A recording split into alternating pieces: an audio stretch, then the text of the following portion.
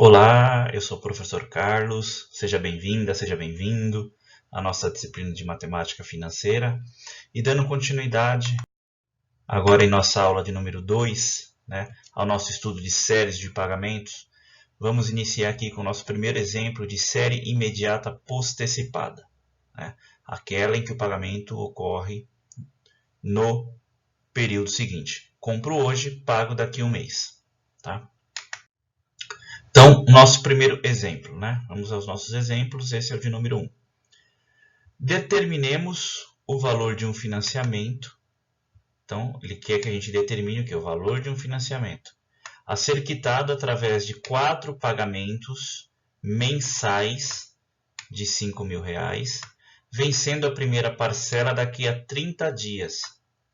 Ou seja, isso aqui é um indício que eu sei que eu estou numa série postecipada, porque eu compro e a primeira parcela vence somente daqui a 30 dias. Sendo 5,5 ao mês a taxa contratual de juros. Então, o que o exercício pede para que a gente calcule? O valor presente, que é o valor do financiamento. O que nós temos de informação? Vamos lá no nosso passo 2. Nós temos um prazo de 4 meses, que são 4 pagamentos mensais.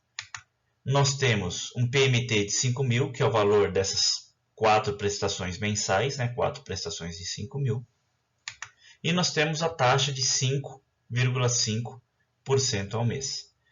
No passo 3, cabe a gente verificar se esses dois estão na mesma unidade. Prazo está em meses e a taxa também está ao mês. Então, a unidade de prazo e taxa, as unidades de cada um deles são iguais. Então, a gente já tem condições de ir para o próximo passo, que é escolher uma formulinha e aplicar. Então, como é valor presente, a gente vai utilizar essa formulinha aqui. Então, vamos lá. Buscando agora resolver de fato, a gente retoma o passo 2, que são as informações que o exercício nos traz, e a formulinha em que será utilizados esses valores lá na formulinha. Então, a gente vai pegar todos esses dados que a gente tem aqui e levar lá para a formulinha. Então, ficaria assim substituindo. No lugar do PMT, a gente coloca 5.000, que é o valor da prestação aqui. Depois, abre colchetes, 1 mais taxa de 5%, a gente dividiu a taxa por 100, que é algo que a gente já está cansado de fazer e de saber, elevado ao N, que é o nosso prazo, 4 meses, elevado a 4, menos 1 da fórmula, tudo isso dividido por 1 mais I, 1 mais a taxa, elevado a N, que é o 4, vezes o I, que é a taxa, vezes 0,055, que é a taxa de 5,5 dividido por 100. Bom, montei a minha equação, agora eu vou só pegar minha calculadora e vou proceder aos cálculos. Como nós temos vários cálculos aqui, aquela regrinha nossa de colocar o número do primeiro para o último, chegar no último e voltar, não vai funcionar. Então, eu tenho que conhecer a estrutura da minha equação para saber o que dá para fazer.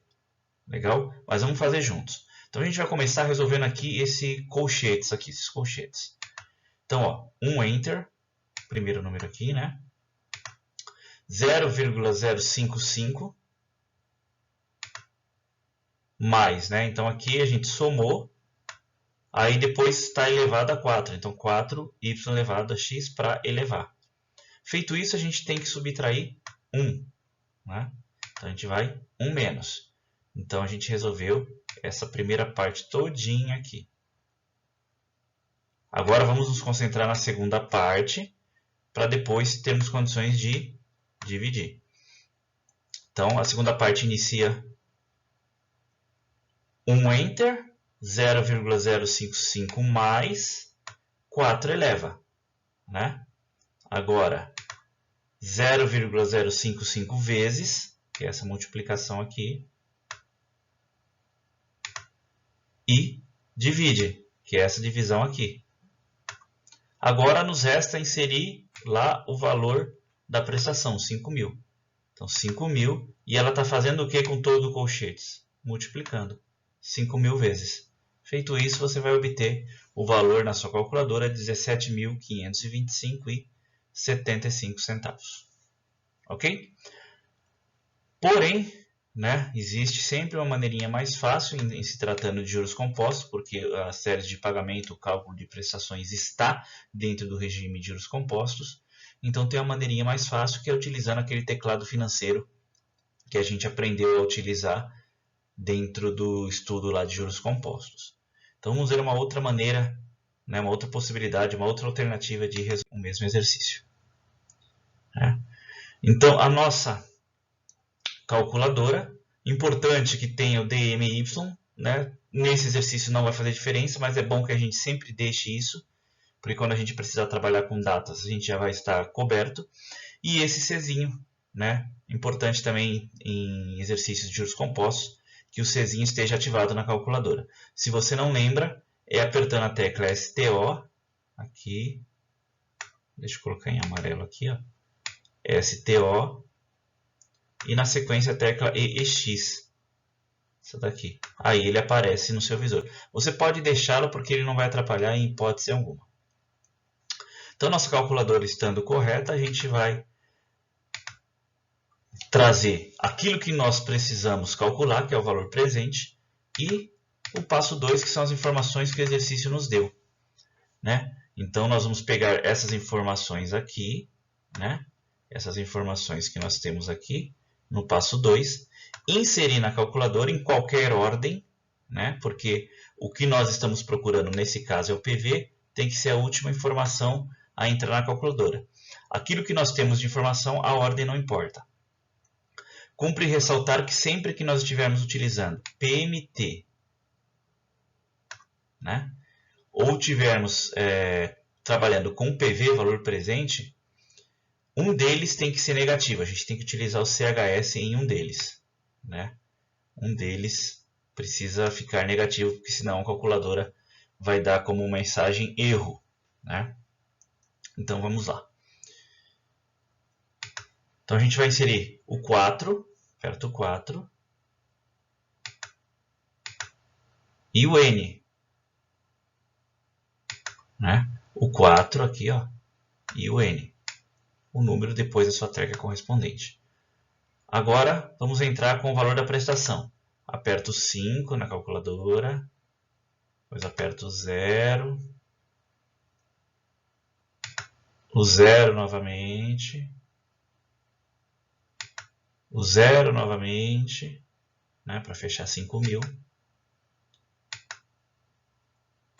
Apertamos o CHS, porque lembrem-se, né, PMT ou PV, um dos dois precisa estar negativo. Então, CHS vai aparecer no visor menos 5.000 e eu aperto a tecla correspondente, que é PMT. Agora eu entro com o valor da taxa. 5, aperto 5 na calculadora, o ponto, o 5 de novo,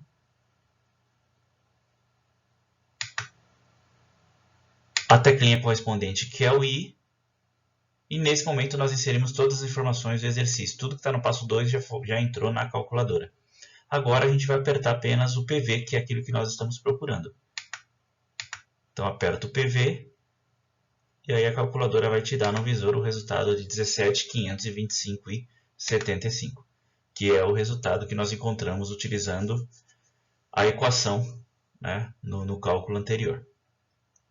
Legal, fica essas duas opções de resolução. Cada um, obviamente, vai escolher aquela que mais lhe agrada, né? E vamos em frente que a gente tem mais alguns exemplos aí para resolver. Nos vemos na próxima aula. Até lá!